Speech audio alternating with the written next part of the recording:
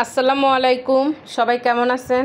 আমি আলহামদুলিল্লাহ ভালোই আছি। আজকে আমি আপনাদের সাথে শেয়ার করব যে আমি গরুর মাংসের ভর্তা কিভাবে বানালাম। এই ভর্তা এত মজা, মানে আর কি বলবো, প্লেটের ভাত সবই খেয়ে ফেলছি, আর কোনো তরকারিই লাগে নেই এই ভর্তার জন্যে। তো এই ভর্তাটা করতে কি কি লাগছে: পেঁয়াজ, রসুন, কাঁচামরিচ, শুকনা মরিচ, তারপরে কালি জিরা আর মাংস, এগুলি রাখছে। তো মাংসটাকে আমি ধুয়ে পানি ঝরিয়ে নিছি, তারপরে টুকরা টুকরা করে তারপরে এই যে ইয়া করে নিছি, একদম কিমার মতো করে নিছি। করে নিয়ে তারপরে এই যে মাংসটা দিয়ে দিলাম। এই যে ফ্রাই প্যানে প্রথমে আমি এই মাংসটা দিয়ে দিলাম, তারপরে আমি পেঁয়াজ দিয়ে দিলাম। এই যে পেঁয়াজটা আমি এভাবে কেটে কেটে নিছি, কেটে নিয়ে তারপরে পেঁয়াজ দিয়ে দিলাম।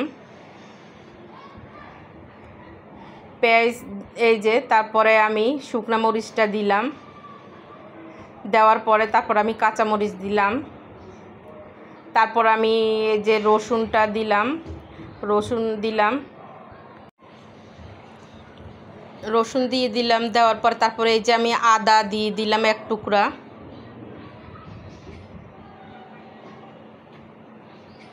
আদা এই যে টুকরা টুকরা করে নিছি, করে নিয়ে তারপরে আদা দিয়ে দিলাম।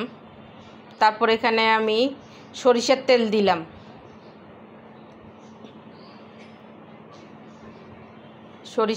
দিলাম, এবার আমি কালো জিরা দিলাম। মানে এই ভর্তাটা যতই খাইলাম, মানে কালো জিরার ফ্লেভারে আরও বেশি ভালো লাগছে মাংসর মধ্যে। মানে কালো জিরার ফ্লেভার মানে এতই মজা লাগছে। আমার মেয়ে তো কখনো ভর্তা খায় না, তারপরে এই ভর্তাটা, মাংসর এই ভর্তাটাও খাইছে, খাইয়া বলে মা এত মজা ভর্তাটা। আমার ছেলেও খাইছে, সবাই খায় বলে যে ভর্তাটা অনেক মজা হয়েছে। এবার আমি এই যে চুলায় ফ্রাই প্যানে দিয়ে দিলাম এগুলি, তারপরে একটু পানি দিয়ে দিলাম। পানি দিয়ে এবার আমি ঢাকনাটা ডেকে দিব, ডেকে দিয়ে পানিটা শুকায় নিব। শুকায় নিয়ে এটাকে ভাজা ভাজা করে ফেলবো একদম। তা আমার ভিডিওটা কেমন লাগলো কমেন্টের মাধ্যমে জানাবেন। আমার ইউটিউব চ্যানেলটা সাবস্ক্রাইব করে দিবেন। আমার ইউটিউব চ্যানেলের নাম শাহানার রান্নাঘর। যারা যারা সাবস্ক্রাইব করছেন তাদেরকে অসংখ্য ধন্যবাদ।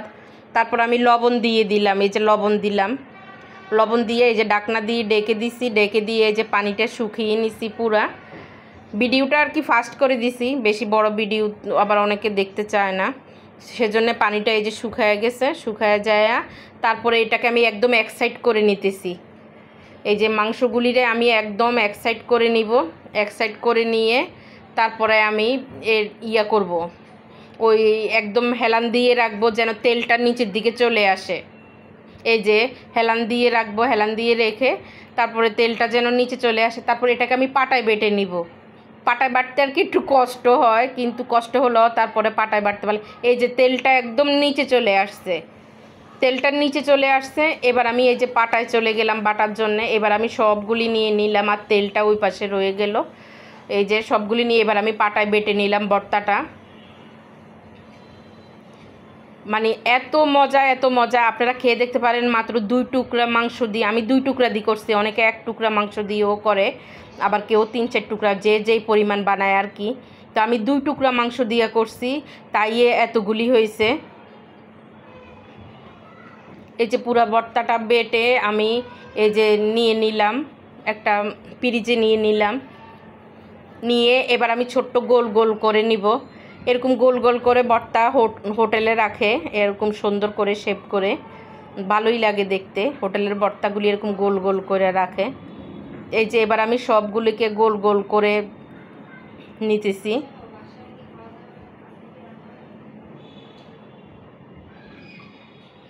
এবার আমি এই যে গোল গোল করে নিতেছি। এই যে আমার মাংসের ভর্তাটা হয়ে গেছে। সবাই ভালো থাকবেন, সুস্থ থাকবেন। আজকের মতো আল্লাহ হাফেজ।